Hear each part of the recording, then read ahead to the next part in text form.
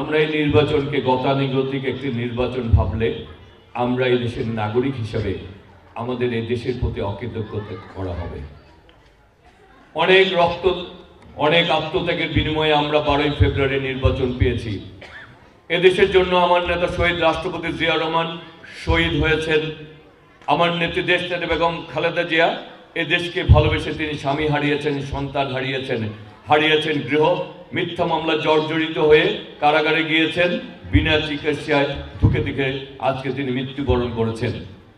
আমার নেতা বিএনপির বর্তমান চেয়ারম্যান জনাব তারেক রহমান 17টি বছর নির্বাসনে ছিলেন। আমাদের হাজার হাজার সহযোদ্ধাকে শহীদ হতে হয়েছে, রক্ত দিতে হয়েছে। অনেক সহযোদ্ধারা এখনো আমরা ফিরে পাইনি। আমাদের সবুজবাগ থানা ছাত্র দলের সাধারণ সভাপতি মাহবুব হাসান সুজনকে আমরা ফিরে পাইনি। আমাদের ওই ওয়ার্ড সভাপতি আমাদের ফরাদ হোসেনকে আমরা এখনো ফিরে পাইনি। আমাদের অনেক সহযোদ্ধারা বঙ্গুত্ব বরণ করেছে। জুলাই আগস্ট গণ অভ্যুত্থানে আমাদের অনেক সহযোদ্ধারা আত্মত্যাগ করেছে। শহীদ শরীফ ওসমান হাদি সহ অনেকে আত্মত্যাগ করেছে। আমি তাদের আত্মার মাগফিরাত কামনা করছি। সাথে সাথে এই কথাও বলছি, হাজারো সহযোদ্ধার রক্তের বিনিময়ে আমরা 12ই ফেব্রুয়ারি নির্বাচন পেয়েছি। এই নির্বাচনে আমাদের এদেশের নাগরিক হিসাবে আমাদের এই বাংলাদেশকে যদি বিশ্বাস করি, বাংলাদেশের অস্তিত্বকে যদি বিশ্বাস করি, আমরা যদি একটি গণতান্ত্রিক বাংলাদেশ চাই, আমরা যদি একটি ভোটাধিকারের বাংলাদেশ চাই, তাহলে আমাদের ইমানি দায়িত্ব হচ্ছে 12ই ফেব্রুয়ারি নির্বাচনে আমরা সহ আমাদের পরিবারের সকলকে নিয়ে নির্বাচনের দিন কেন্দ্রে যে আমাদের ভোটাধিকারকে বাস্তবায়ন করা।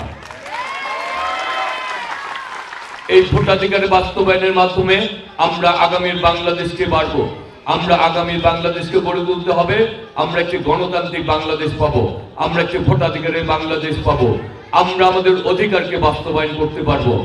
আমরা যদি ব্যাপক ভোটের মাধ্যমে আমাদেরকে ভোটকে বাস্তবায়ন করতে পারি, তাহলে আমরা আমাদের এই বাংলাদেশের প্রতিটি এলাকার যারা ভোটের মাধ্যমে নির্বাচিত হতে পারবে, সেখানে আমরা আমাদের অধিকার আমরা বলতে পারবো, আমরা সর্বোচ্চ ভোটের মাধ্যমে আমাদের এলাকার জনপ্রতিনিধিকে আমরা নির্বাচিত করেছি।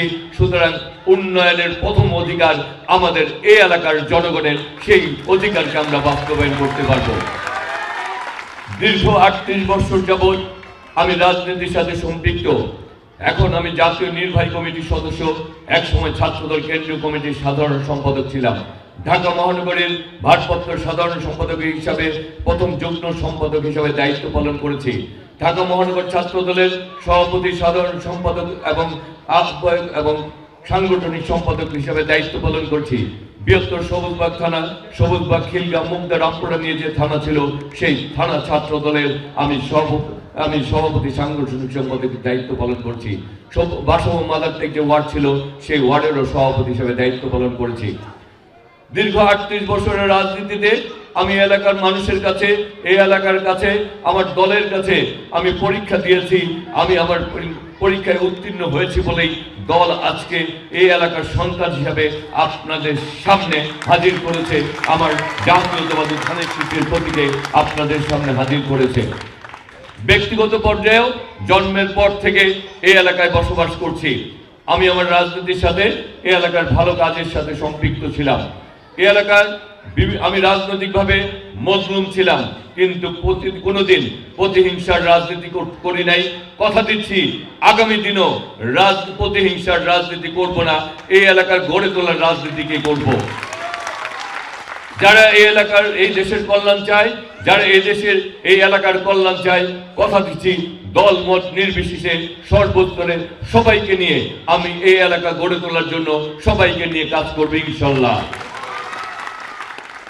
এলাকার সন্তান, এলাকায় রাজনীতি করেছি, এই এলাকায় একজন কর্মী থেকে আজকে এই এলাকায় এই পর্যায়ে এসেছি, নিজেকে এখনো কর্মী মনে করি। তাই এই এলাকাকে গড়ে তুলতে চাই। এই এলাকার মানুষের, আমাদের অনেক, আমরা নাগরিক চাহিদা থেকে আমরা বঞ্চিত। আমরা অনেক কিছু চাই না। এলাকার নাগরিক হিসাবে, সিটি কর্পোরেশন নাগরিক হিসাবে আমরা আমাদের প্রাপ্যটুকু চাই, এবং এই প্রাপ্যটুকু যেটা আমরা অর্জন করতে চাই, তাহলে ব্যালটের মাধ্যমে আমাদেরকে জিততে হবে। আর এলাকার সন্তান হিসাবে অতীতে আমাকে যেভাবে পেয়েছেন, অতীতের পরীক্ষায় যদি আমি উত্তীর্ণ হই, তাহলে আগামী 12ই ফেব্রুয়ারি নির্বাচনে আপনাদের ভোট চাই। যদি সেই পরীক্ষায় ব্যর্থ হই, আপনাদের ভোট আমি চাই না। আমি যদি অতীতে আমার সম্বন্ধে খোঁজখবর নেবেন, সেই খোঁজখবরে যদি মনে করেন আমি উত্তীর্ণ হয়েছি, তাহলে আগামী দিনের পরীক্ষায় উত্তীর্ণ হওয়ার জন্য ব্যালটের মাধ্যমেই আমি আপনাদের পরীক্ষায় উত্তীর্ণ হয়ে এলাকার সন্তান হিসেবে এই এলাকার উন্নয়নে ভূমিকা রাখতে চাই। আগামীর বাংলাদেশ হবে, ঢাকা নয় হবে একটি মাদক মুক্ত, সন্ত্রাস মুক্ত এবং চাঁদাবাজ মুক্ত একটি ঢাকা নয় আমরা গড়তে চাই।